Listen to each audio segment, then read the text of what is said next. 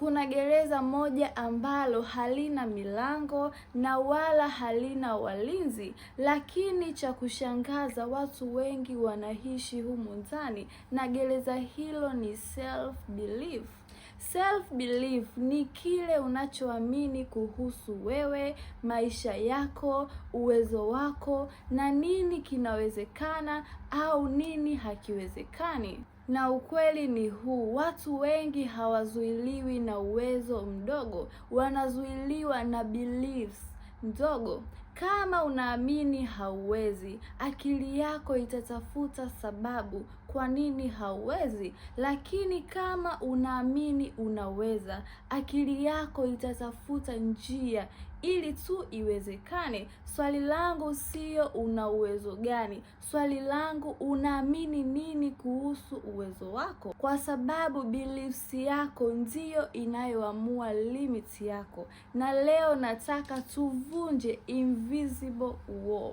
Hebu fikiria mtoto akiwa anajifunza kutembea, anaanguka, anaumia, lakini bado ana believe kwamba ninaweza. Ndiyo maana unamkuta anajaribu tena. Lakini tunavyokuwa tunapewa believe za watu wengine. Maisha ni magumu, watu ni wabinafsi, watu kama sisi hatufanikiwi, watoto wa kimaskini ni ngumu sana kupata connection, serikali inatunyonya, wale wana vipaji, na polepole tunajenga ukuta usioonekana kwenye akili yetu, ukuta ambao unaletwa na self belief.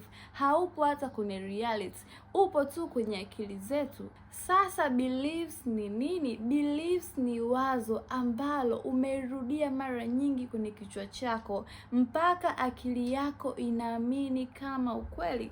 Na sio lazima beliefs iwe kweli, inachotakiwa ni wewe tu kuamini kama hicho kitu ni ukweli. Na ndio maana watu wawili wanaweza kupitia same situation na kila mmoja akatoka na matokeo tofauti kwa sababu ya beliefs zao. Mtu wa kwanza anaamini kufeli ni kujifunza kitu kipya, lakini wa pili anaamini kufeli ni kwamba hana kipaji kile na wala hana uwezo wa kujifunza. Situation ile ile, lakini beliefs zao zilikuwa tofauti. Na wakati mwingine beliefs ina nguvu kubwa kuliko hata talent.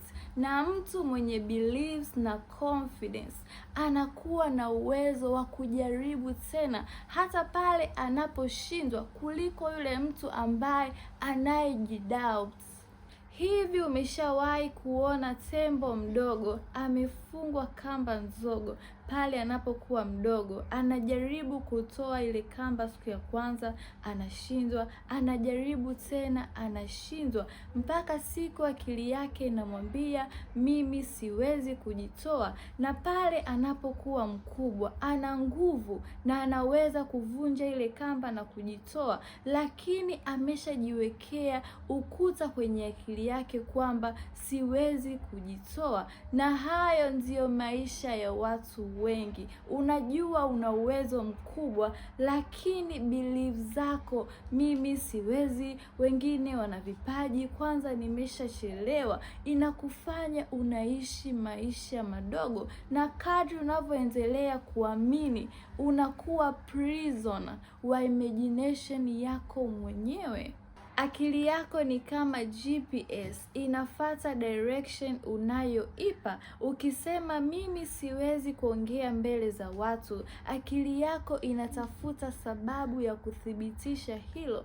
Ndiyo maana unapojaribu, ukikosea kidogo inakwambia nilikwambia utakosea. Lakini unapobadilisha beliefs yako na kuamini kuwa unaweza kuwa bora kuliko ulivyokuwa jana, akili yako inaanza kutafuta solution badala ya excuse, na focus yako inabadilika. Na focus yako ikibadilika, maisha yako nayo yanafuata. Watu wengi hawakuzaliwa wakiwa na fear, wanajifunza fear. Hakuna mtoto aliyezaliwa akiwa anaogopa kujaribu, na wala hakuna mtoto aliyezaliwa akiwa anaamini yeye siye muhimu. Lakini mazingira, rejection na watu wanaotuzunguka wanajenga hizo limiting beliefs. Mtu mmoja akikwambia hauwezi, mwingine akakucheka, ukajaribu tena na kufeli, pole pole unaanza kujenga identities ya weakness. Na shida ya beliefs ni hizi, ukiziamini kwa muda mrefu zinaanza kuaminika kama reality yako, yani wewe ndo hupo hivyo. Unatakiwa ujue kwamba kile unachojisemea mwenyewe kina uwezo wa kujenga identity yako. Ukirudia kusema mimi sina discipline, eventually utakuwa hivyo. Lakini ukibadilisha na kuanza kusema ninajifunza kuwa discipline, pole pole akili yako itaanza kubadilika, kwa sababu brain yako husikiliza repetition. Ndiyo maana mazingira ni muhimu. Kama umezungukwa na fear, negativity, itakuwa rahisi kuzijenga hizo limiting beliefs. Lakini ukianza kuweka akili yako kwenye possibilities, growth, learning, unaweza kuvunja huo ukuta usioonekana ambao hupo tu kwenye akili yako. Kumbuka, ukuta huo hauvunjwi kwa motivation pekee, unavunjwa kwa action, kwa sababu confidence haiji kabla ya action. Confidence inajengwa baada ya action. Watu wengi husema nikijiamini nitaanza. Hapana, anza kwanza, confidence itafuata. Tembea ukiwa unaogopa, anza ile biashara hata kama hujui kila kitu. Post ile contents hata kama akili yako ina overthink, kwa sababu kila hatua unayochukua inaiambia akili yako mimi ninaweza kujaribu hata kama ninaogopa. Na hapo ndipo unapojenga beliefs mpya.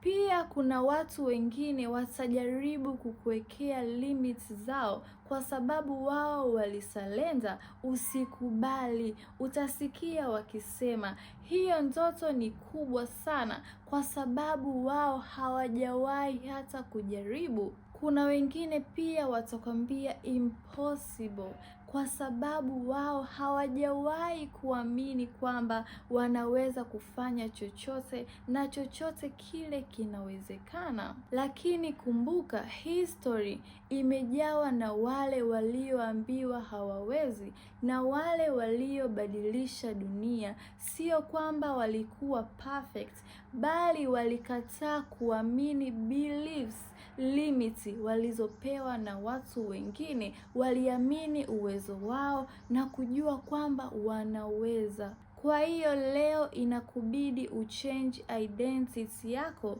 kwa sababu maisha yako yote yanaongozwa na identities. Ukijiona kama loser, utaakti kama loser. Ukijiona kama lazy, utaishi kama lazy. Lakini ukibadilisha na kujiona kama mtu anayekuwa, anayepambana, identity yako itabadilika.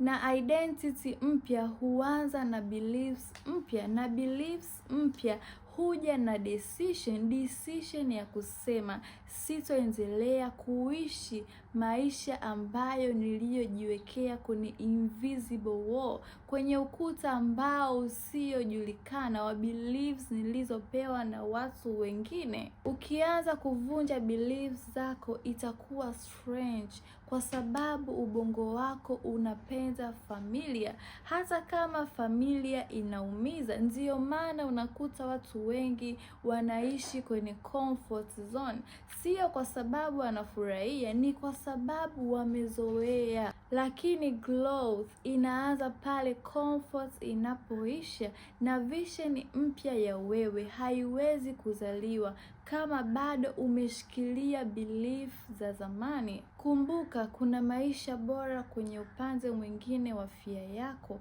na pia kuna confidence upande mwingine wa self doubt, na pia kuna vision kubwa ya wewe inayosubiri uvunje ukuta usioonekana, invisible wall, ili iweze kuzaliwa. Lakini pia hakuna mtu atakaye kuja kufanya kazi hiyo kwa ajili yako. Inabidi wewe mwenyewe uanze question beliefs zako. Je, hii fear ni reality au ni story niliyoiamini tu?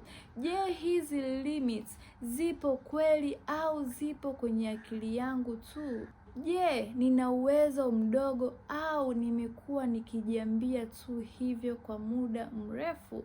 Kwa sababu ukweli ni huu, invisible wall haiwezi kustop mpaka wewe mwenyewe huiamini. Na siku utakapoamua kubadilisha beliefs zako, ndipo limiti zako zitaanza kubadilika. Usikubali maisha yako yaendeshwe na beliefs ulizopewa na watu wengine. Vunja huo ukuta usiojulikana. Jenga za kwako ambazo unazoamini ni sahihi, kwa sababu mara nyingi kitu pekee kilichopo kati yako na potential yako ni vile unavyoamini kuhusu wewe.